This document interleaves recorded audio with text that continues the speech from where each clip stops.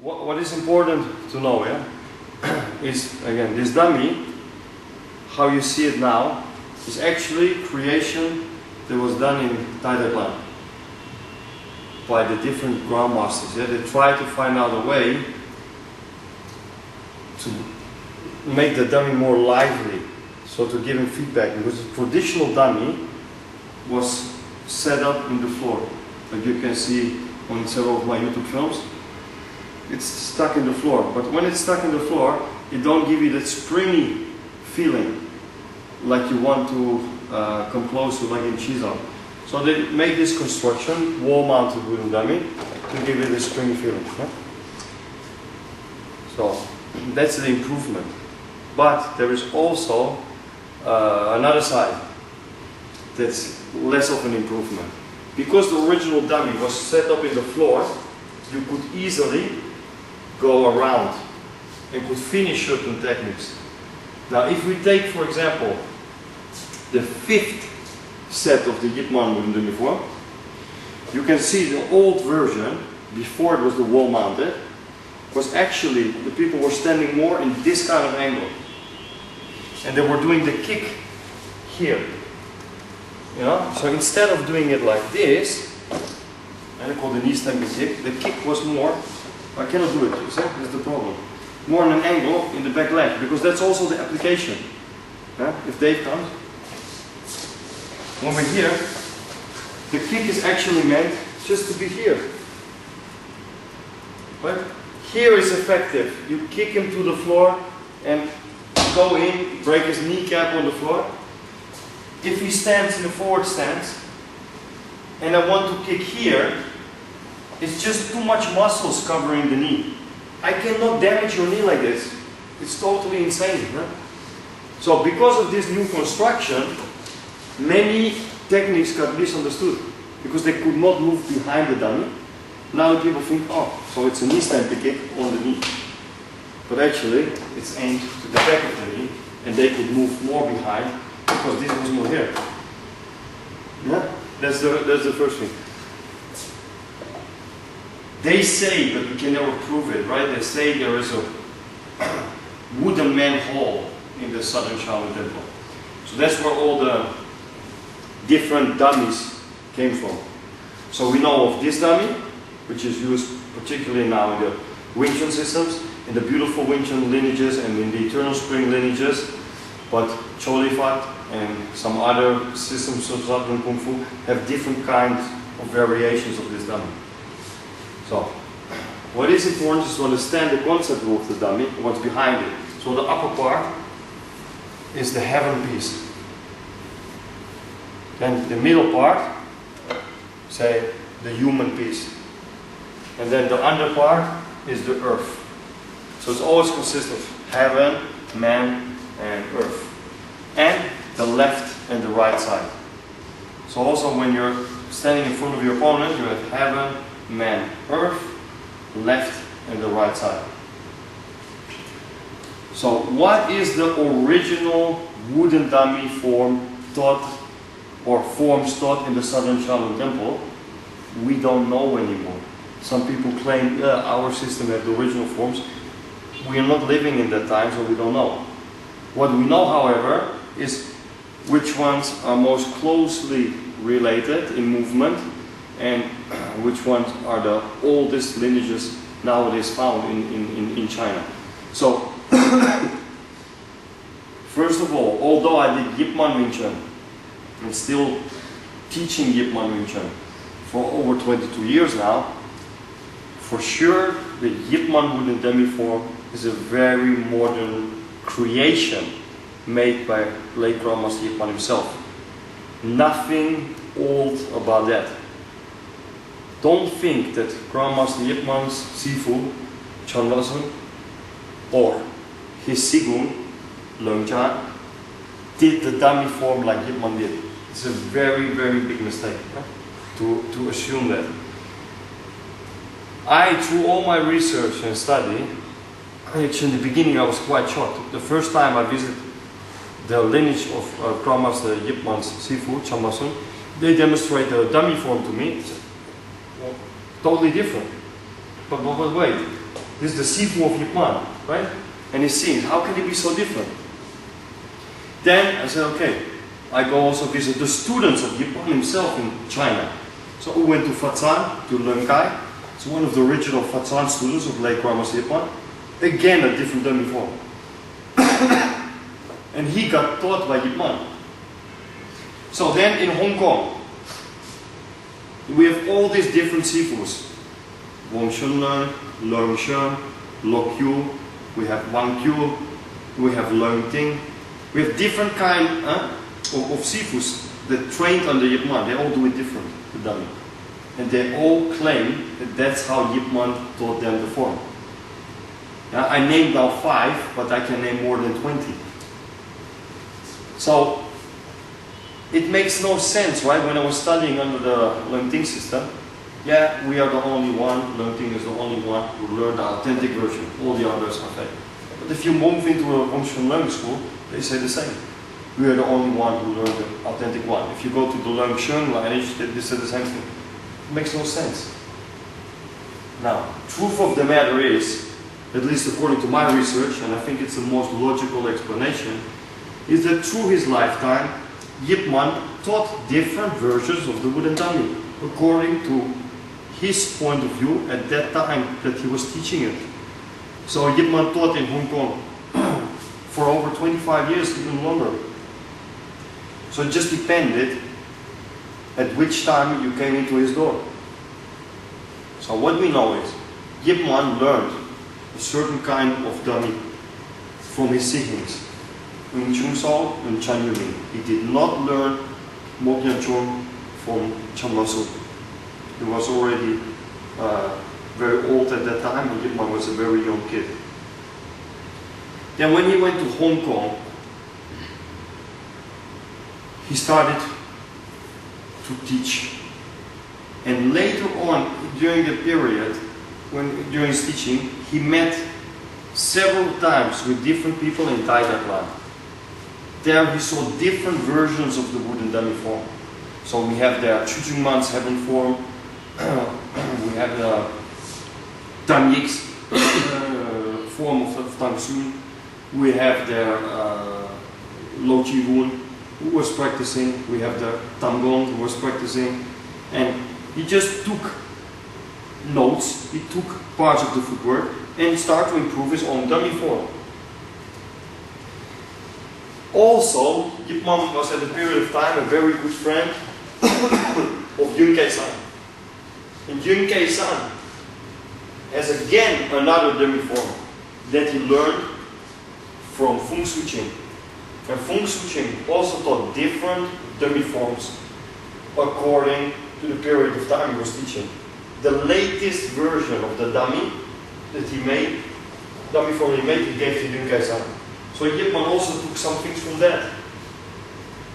And when you see the Leung Kai dummy form in Fazan, you see some movements from the Yun Kei San dummy form in there, which are not present anymore when Yip Man taught the dummy in Hong Kong. So in Hong Kong, he must have thought that they were not relevant enough, these movements, so he took them out again. Now, there is a lot of fuss made about the last 2 sections of the Yip Man wooden dummy, right? Yeah, the secret kicking techniques. Especially in some European organizations in the past, a lot of fuss is made about the last 2 sections. So what's going on here? I know that Yip Man taught in Hong Kong a version of 46 movements. They changed it to 108 movements. And when he taught Grandmaster Leung Ting, it was 116 movements. Yeah? Just by that, you can see he taught different dummy forms. So the last 2 sections, actually when he started, let me explain it like that, it's more easy.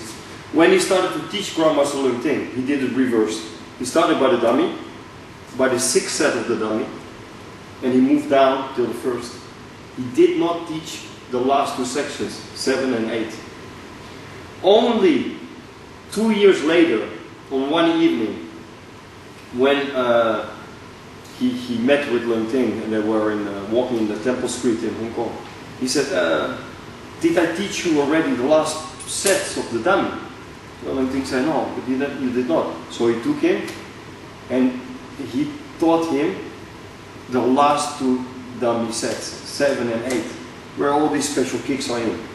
And if you look at all the other students of Yip Man, they don't have that particular piece. The closest to come to that is Yip Ching, Yip Man's son. So it is very apparent that Yip Man, in the last few years of his life, created the 160 dummy form. And if you look at the kicks that are in there, they come from Dai Tai Line. So if you know the Tang Sun dummy form from Tang Yik, that Tang Sun learned from Feng Shui Ching, then you can see, oh shit, this comes from there, this comes from there, this comes from there. So my own viewpoint of the Mokyan Chong, of the dummy, is learn as much as you can from the different lineages. Yun Kai San Wing Chun dummy form is beautiful, gives you a lot of things. Tang Sun dummy form that you also learn from Feng Shui Ching, as Yun Kai San learned his dummy from Feng Shui Ching, is beautiful. You have to remember, Feng Shui Ching was a very practical man, was a bounty hunter, worked for the Chinese government, had a lot of real fights, and that man was doing martial art non-stop. So if he created something at that time, his creations that are really effective and deep. Then we have the dummy form from Yip Man, his latest version. It's beautiful to go in there, study the 8 sections, but we have to just make sure that we understand, we delve into Yip Man's mind. Okay? So, to limit yourself to Yip Man's mind, you're blocking yourself. We can go deeper. We can go Chanwa Sun, we can go Leung Jan, we can go Feng Shui Ching. It's still possible. So the only way to come as close to the original Southern Shaolin Temple wooden man hall and the things they taught there is to study all these different wooden dummy forms. Makes sense, right? Yeah, so that's what we're doing in my association, the IWK. So does that make sense, guys? Yeah, it does. So okay. But outside of that, that's a little bit of history. Maybe in the future I will release really a DVD on the history of the dummy with footage of different grandmasters performing the different dummy forms that I have in my personal archive.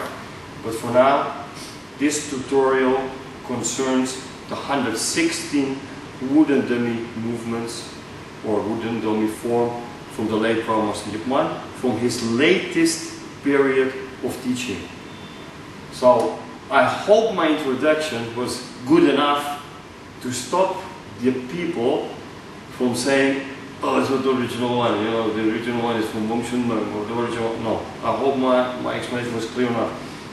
This is the 160 wooden dummy form from the late Grandmaster Yip Man, latest period of teaching, as Grandmaster Leung Ting taught it to me during private lessons. Okay? So.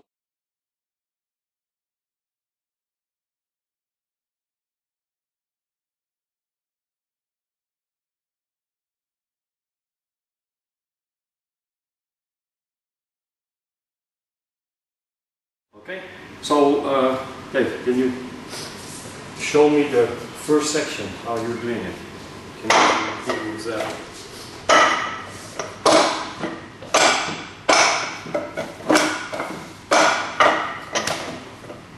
Okay, good.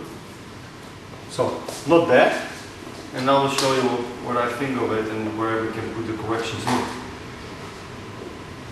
First, really, let's say mistake is the bong saw is flopping too much upward. Right? You have to lock it into place. If you do the first motion, right? You're grabbing, I go back, bong, stays this angle. Now, this is the way. So not open the bong saw like that. Eh? Really this is the opposite. That's the first thing. Very important. Now, when you step in, was all good. Really try to put the energy in. Try to push with the leg to the center of the dummy, go. Now, I'll show you here some different things. Eh? If you look very carefully to the Grandmaster Yip Man footage and also his photos, you see his hands when he do the double ganza, they are like this. Like this, they seem weak. Just look at the pictures. Why? Because it's a pulling action. I know many people that do like this. Very stiff, huh? But actually this is a pull. Because you're doing with the dummy is push, pull, push, pull. You're pushing, you're pulling. You're pushing, now you're pushing to the side, now you're pulling again. The next is a step, you're pushing again. Now push, and now you go pull again. So this, you see my hands? It's more like a double pull. And that's also the original way how the gan, double gans should be done. It's always a push-pull. So even in the beauty form, right? If you see the more older lineages, they don't do only like forward. Or some do it 90 degree, right? They do only forward. No, they actually do push-pull, push-pull, push-pull. That's also natural. Because when I'm not being able to hit, and I meet resistance, I have to give in order to go forward again. Right? So your first intention should not immediately be pulling. Okay, you go forward. You feel this force. Pull. You see? So you go in and pull. Now, the last one. Some people they do it like this. The force goes there. And this goes up. Right? My opinion on that is, again, look at the pictures, look at the other lineages of Win Chun. This, in this sense, is not logic. If you look at Win Chun Kun form, we just did earlier, right? When you see the second set, cows up, with the elbow, the bull, right? This is what I want to do. I want to pull the diamond. Same motion. The other one, pushing. Right? You see some of the photos of Thomas Wittmann, his hand is not even there. His hand is like this. Why? It's an attack. Right? So from here. And we're just doing Chiza, right? This pulls, this just goes in like a chanzo. It's an attack. Now, turn around. Instead of doing to there, which makes no sense, now this hand is pulling.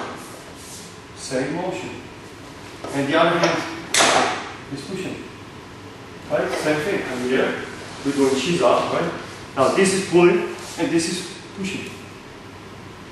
Yeah? This makes more sense. So, push pull, push pull. But I know many are teaching it like that. Yeah? And some others, lineages, like Thomas Wittmann, they're teaching it even like this. Go like this, they do it like, no, like this.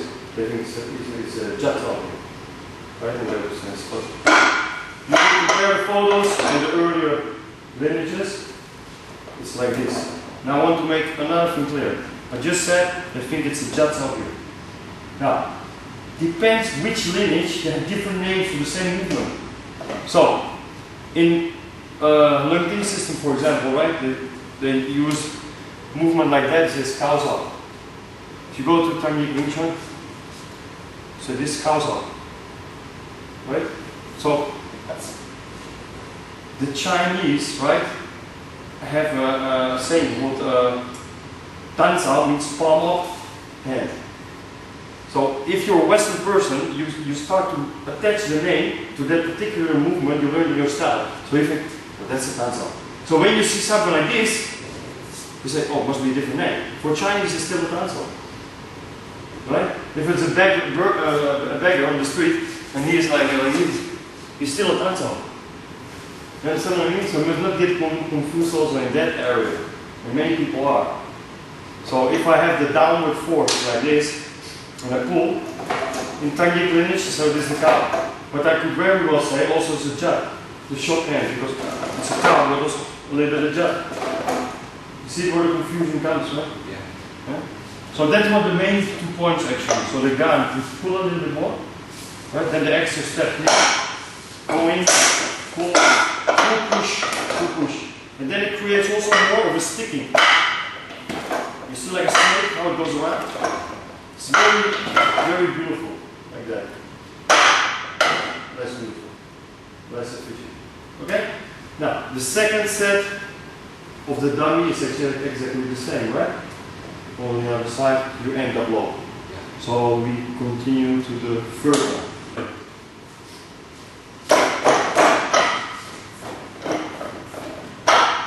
Okay, can you show it again? Slow.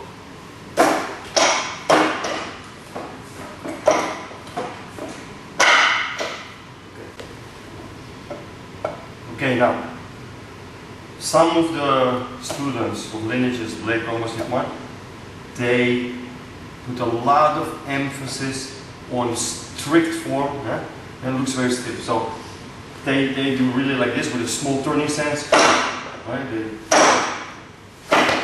And then that's the rhythm they have, yeah? So I don't really agree with that, but I agree that at least you should not look sloppy. So fingers should be straight, and just move a little bit with your upper arm.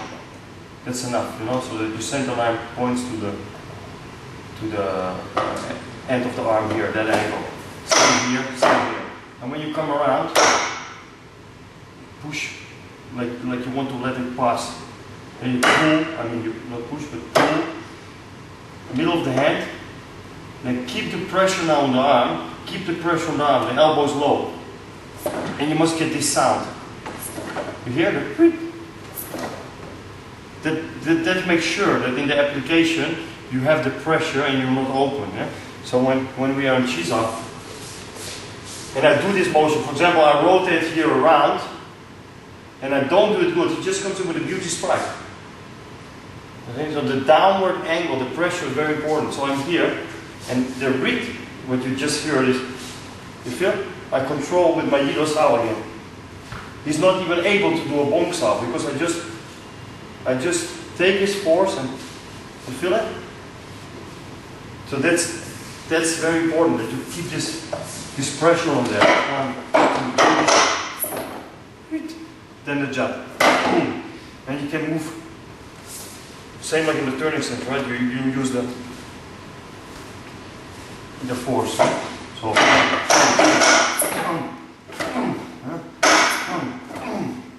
you really put your elastic force in there. And then dog stop. That's the third, yeah? Okay. Practice that a little bit.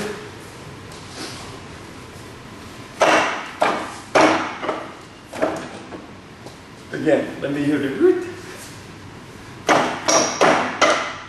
Yeah, better. That's it.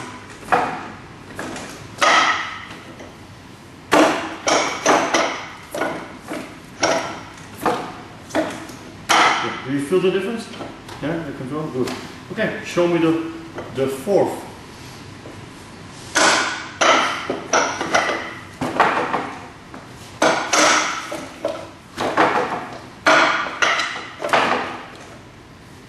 So the end, yeah, you don't have that in yet, yeah? So really work on that. Okay, so the hands, still the old way of doing it, yeah? Because it's tutorial, you just heard of it the first time now. So it's still in your system. Really try to work cow, dog sound. Think of that tech, like when the arm was not there, that you really want to go forward. And then twirl around and now here the cow sound. Really stick. Try to get the feeling to pull the dummy. And then smash. And also when you do the palm, don't do only, try to use the different joints. Yeah? So try to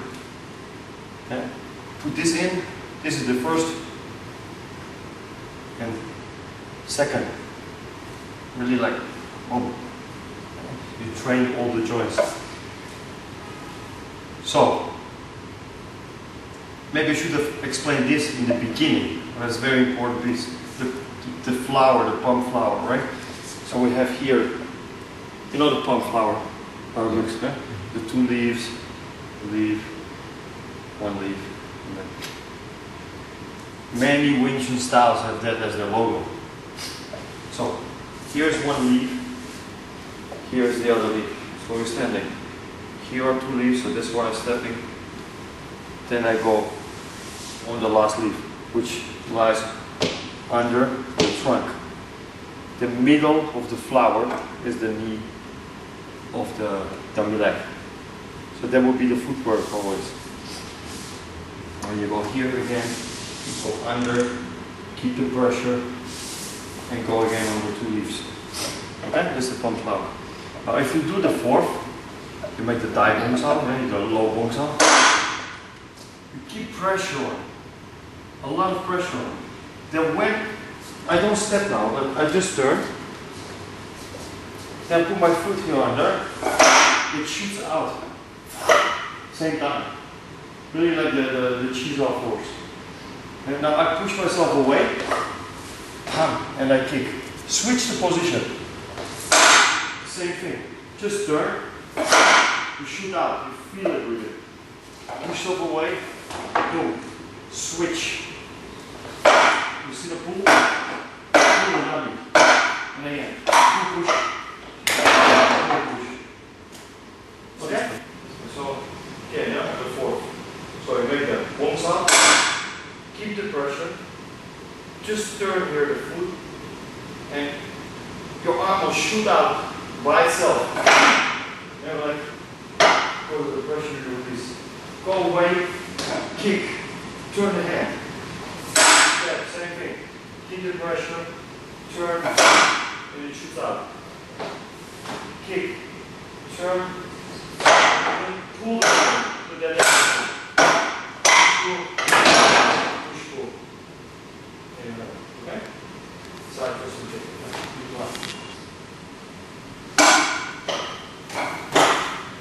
So again, really make the one. Keep the pressure on, keep the pressure on. Feel that direction now, the pressure. Eh? So this turns and shoot out. Yes. Tighten it. When it's attacked, you know, it's really make it a weapon, make the hand a weapon. Yeah. The palm again. Yeah. Attack. Kick. That's it. Yes, good. Turn. Out. And this one, in an angle, look, in an angle, upward. You want to make space to hit.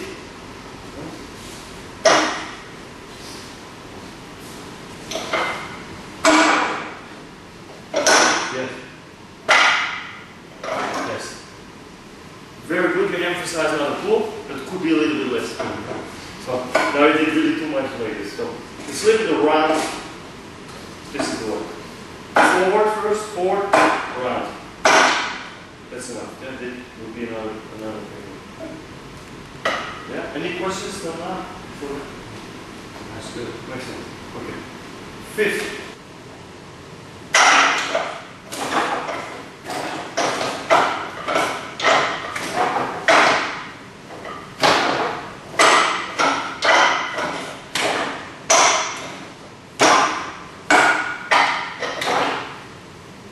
So, what you just did on them, yeah? I have to explain a small story about it. Originally, they had a problem of putting their arms at exactly the same height, right? Now they resolve that because of the arms have this construction, that you can one put downward, one put upward, and then they end up at the same height. So otherwise it will not be possible because the holes are at different heights. Yeah, they're at the same height, right? So, if you see late Nongos Vietnam, he performs the palm. So, in the very fast, sometimes they even cut the dummy almost out of one part, right? And it was impossible to put the arms on the same height, or they didn't figure that out yet. So, in the form, then you see the palm, left palm low, because the arm is higher there, right? They do it low, and the right arm is lower. They do the right palm high. So leg bar muscle, not leg bar muscle, he's not dead yet. Okay. But bar muscle thing changed that because he had the dummy arms from the same height. Yeah. So he makes the left high and the right low. And there is some funny story from it, also by the 8th section. When I actually learned this form, I learned it first in Germany from different kind of seafoods till the 6th section. Yeah. And then I didn't finish it. I went to Zagreb in Yugoslavia, one of the original studios of Roma thing. Slavko Tuntis. I relearned the whole form. Right? But I didn't pay too much emphasis on the 5th section because the new section for me was more like really 7 and 8. So in my system was the version I learned from Germany, the 5th. So when eventually I was by Thomas thing and he asked me to show the dummy, he said, you learned the dummy form? I said, yeah, I learned it. Okay, show me the dummy form. You sure you learned it, eh? Yeah. So I performed the 5th part exactly like I learned in Germany, which is exactly the way Thomas Yipman does it in the book. Yeah. So Thomas became very angry, wanted to put his clothes on almost and leave because he thought I was cheating him. Because he teaches his student with the reverse version. So he uses that as a trick to make sure that the people didn't learn from the video or from the book. But I did it wrong. So I said, no, I really learned it. Luckily, he gave me another chance and okay, show me the rest. Luckily, I did in the 8th section, there is another similar trick. And I did the good thing. So he said, oh, so you really learned it. I said, yeah, I told you so, but just from different sequence, yeah? So that's the story about it. Yeah? But actually, it does not matter you do the palm there low or there high. Yeah? It's just that, promise the leg palm sigma, have that version, promise one thing, change it around. Yeah? And now it's close to the secret on DVD. Oh, how many not here? Yeah. The 5th, yeah? Forward energy. Now, maybe you recognize now your first part of the Win Chun form also, right? Or no? That's exactly coming from here. So, energy forward, pull in, keep the pressure. Yeah, you move in, you keep the pressure like you shoot out. Yeah, some that do it like this, some that do it up. That really emphasize the thumb in the eyes. Okay, then down. Now, what I noticed was here you are too low. You have to use your whole Q-sound. Q-sound is the bridge arm. We call this the bridge arm. So this is the whole contact phase. So you must go higher, forward, and then pull it. So I know some do it forward, forward, forward. Like they only have the forward energy. Again, I emphasize, you have to use the dummy as a training tool also for the push-pull principle, which is very, very important in Wing Chun. So you go forward, you feel his energy. He's too strong, this guy is too strong, you cannot push him through the wall. So the moment you feel his energy returning, you pull. So push-pull, push-pull, push-pull. You see you get the sticking sensation through the arm. Yeah, very sticking to the dummy. Right? It's a very different energy, and when you know how to apply this technique in Chisa, it's beautiful. Eh? So you can go low, eh? Like this version. Again, when I do it, I pull. This is my energy. Boom, you pull and hit. I make the bone, and then the kick. So they say it's the knee stamping kick, and then go straight down on the kneecap. Like I explained in my introduction, it makes no sense. Yeah? So how Dave did it was actually quite okay. Yeah? I personally, always when I train it, I go as far as possible, a little bit backward, that I have the sensation of going to the back of the knee. Yeah? For the rest, was quite good. But any questions for 5? No, that's good. Yeah, and you okay? That's good. Yeah? Okay. So we move on to the 6th. Yeah? To the danzao. Yeah? Not danzao, the danzao with the double A. It's the fishy movement. Yeah? Then we can find again also in the 5th of the Sapiatsao. Wing Chun before. That is here. Yeah? It's very important to do that movement elastic. I want to show it. See where they can fix that.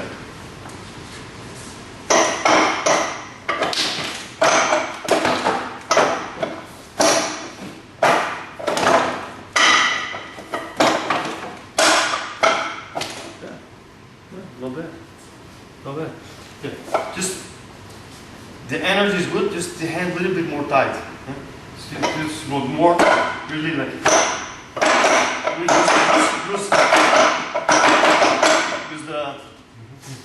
use a little bit more the body. Then the cancel here, more upward. You want to make space. Yeah? You want to make sure you lift this up to make space for the hit. Yeah, just don't do it too low, because it makes it too easy for him to defend. Yeah? Then you want to take it away, so you go more high and low. Yeah? One was good. Oh, Popeye, first one. The bong was a little bit out again, so really tight. Yeah? Pull yourself. That was missing. You see how I pull myself? When you make a bong, don't just go and slide. You pull yourself in. So, pull. Here again, because you need the pressure on the arm.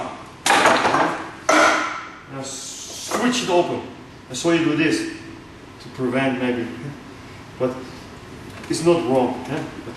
But classically, if you open it, you really correct focus. Yeah, not bad. Okay. For the Popeye, yeah? Some say Popeye, and in some other lineages they say Wudip, butterfly ball. Okay, it just depends. So, not that when, again, you see some other Wing Chun and they talk about Wudip, it's Popeye, right? It's just a language thing, right? Okay, show me 7.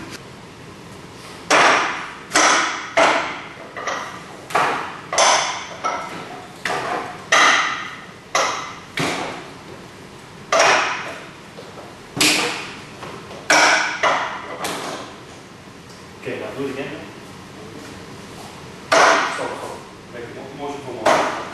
So, this has to look little. In this occasion, it's really not much of a pull, it's really tight. Eh? So, if you make it, it really has to look. See? So, scissor ganza, change. Scissor ganza. See? It has to be really clean. Okay, so make it. Yes, then the bone. Yes.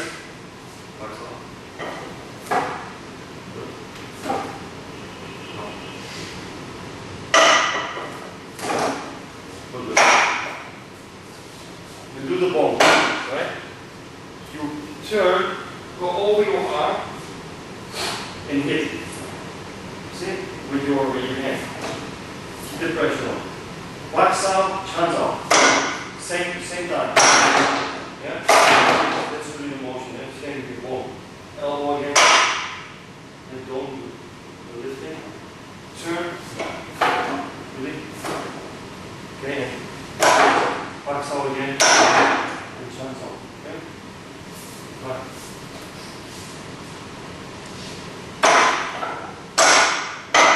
Boom. Go to bed. Make it slow. Down. Again. Make the ball. More use your body more instead of your arm. If you're here and you do this, right? Then you can keep the angle. Otherwise, if you do your arm too much, you have to open it. Yeah. Yes. Boom. Yeah. Yes.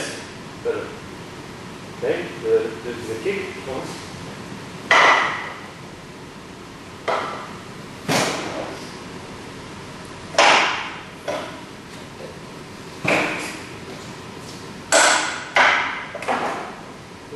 So the footwork here, two ways I learned it.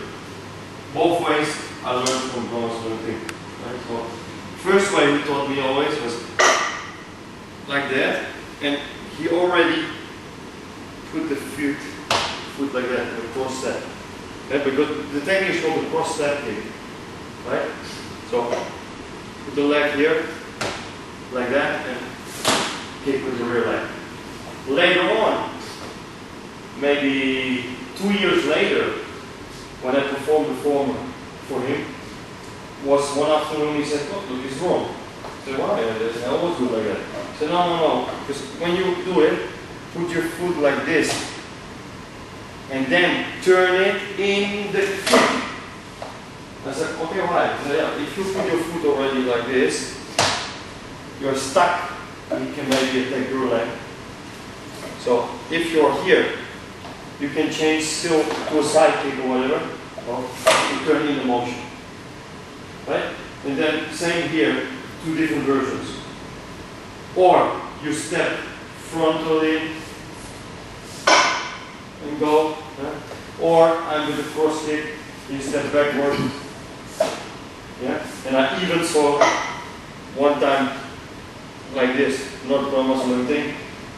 Don't take my word for it, but I think it was or Tom Fan, one of the other seniors. And they did like this. Do the cross kick, boom, put it here, and just make one big step. So it does not really matter, I think. Yeah? I think the one who flows the best, makes the quickest transition from one technique to another is the important one. So, important for the technique is concentrate on the rear leg, like it shoots out like really like a, it's like a secret kick. Yeah? Because if you see the application, yeah? if we do some shiza, for example, let's see better. So, if ball attacks me with a paksa, I come. Now what I do is I use this force, come here, just give me force, yeah? And I keep the same height. So he actually has no idea if I do a turning stance or I do this, it's for him the same sensation. All of a sudden, yeah, he finds himself on the floor because my rear leg, yeah, just goes here. This is like a surprise attack. Because up, you don't notice any difference. And you just work with it, the kick come from. So, yeah? So that's why in the past it was like a secret technique, yeah? The cross step kick. And yeah, also that kick, particular kick, comes again from some other lineages. Yeah? And the rest was quite nicely done, I think. And we come to the most special section, the 8 with the most kicks in it. So show me your 8.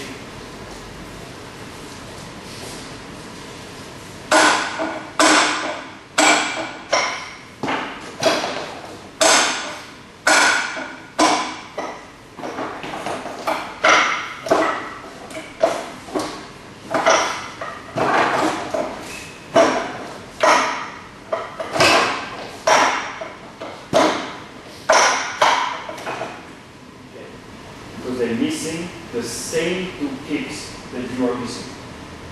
That's the sliding kick from the chin to the ankle.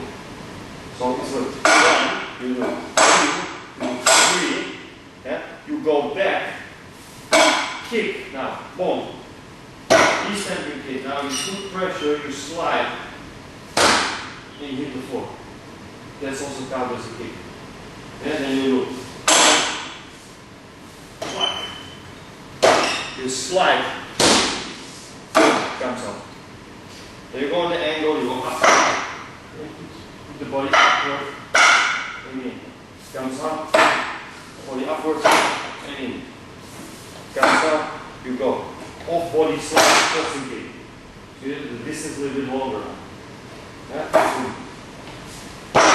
of body slam thrusting kick.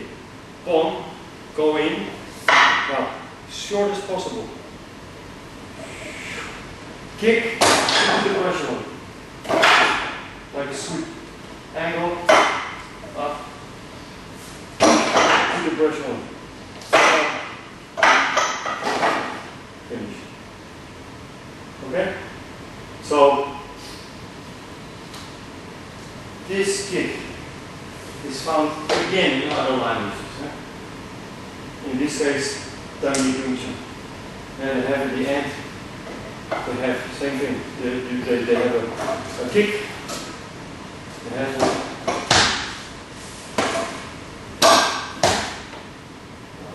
it's very clear.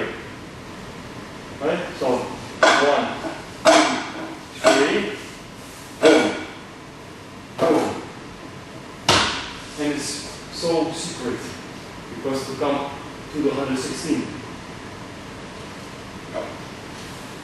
Right? 1, 2, 3. Diagram line. Give 1 to kick from the time cylinder before. Implemented in his dummy. Continue with the last student. There you got it. My first sifu in Gitman Win Chun was 1, 2. Dead now? No. Unfortunately, it was a very good friend of Gitman was Gitman and also a good friend of Duncan. And Gitman told him during this I'm going to teach Duncan some things the other students did not learn. So I think that is one of the things. Now the application is quite devastating, because you can do it two ways, or from the outside or from the inside, doesn't really matter, but you are kicking the knee here, then going in by the shin, then clack, on the ankle. If you're on the inside, for example, let's say he kicks me, so we do like this. We're going to shoot up, okay? You grab me, and you kick me.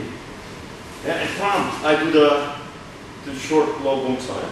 Now, keep your bottom, grab me, kick, I'm here. Now imagine, I'm going to now kick here. What happened? Okay, I will let you put down. You have to, now look, the angle of his ankle. The shin, clack, breaks the ankle. In a jigger, it's very important, this technique, right? Or when we're here, every time I'm here, I step in, right? You can use the knee stability to an ankle, clack. That's why I kick in here first, clack, and then just stamp on the ankle. And so it's quite devastating technique.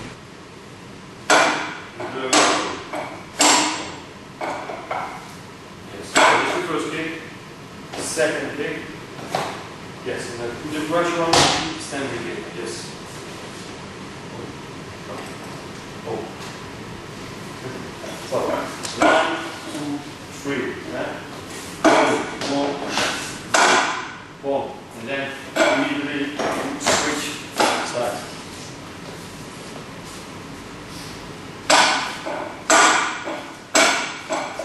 Yes. Yes. Yes. Comes up. Yeah. Turning stance here. Comes up. Yes. 1. That's it. You push upward with an angle and hit. Yeah. Go under the dummy and your ankle forward. That's better. That's how you should stand. Okay. Now. Comes up. Off body cross kick. So make more. That's it. Better. Comes up. Off body cross kick. Yes. Boom. Go from under as short as possible. Grab. Grab. Yeah, you sweep and pull. Yes.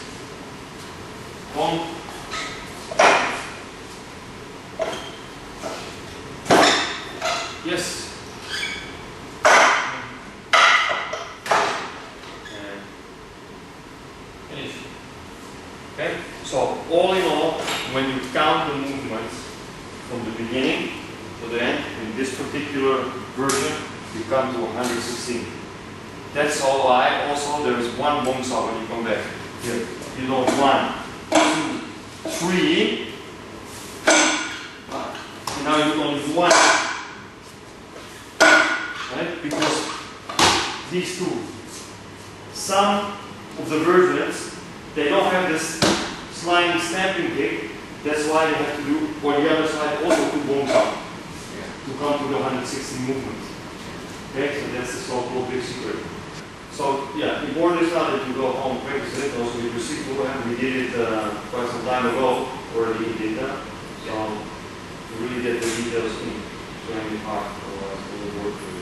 Yeah, it was very useful to see again because there was so much detail from the first time. I was trying to had some correction sheets, but seeing all the game in full detail, that was very helpful. Thank you. Yeah, good. So yeah, this is the first time actually we did it in this way. Yeah. I think it's a good idea maybe, yeah? It was more for personal use, but also a good idea maybe to make a DVD from it, like a special tutorial on the dummy.